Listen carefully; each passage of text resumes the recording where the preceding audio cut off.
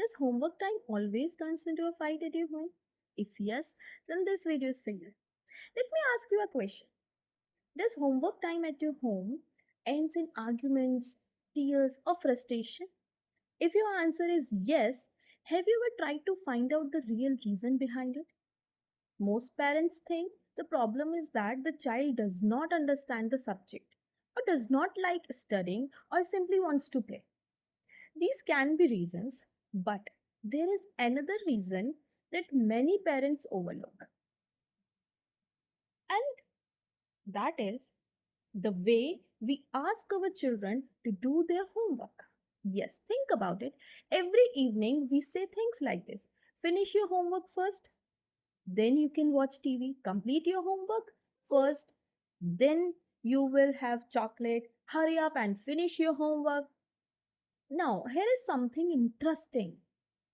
See, according to self determination theory, children are more motivated when they feel they have a choice rather than being forced. So, instead of saying, go finish your work, complete your homework right now, try saying, which subject would you like to start with? Maths, science, English, Hindi, SST, or what? Or say, let's study just for 10 minutes. After that, you can decide if you want to continue or not. These simple changes give children a sense of control.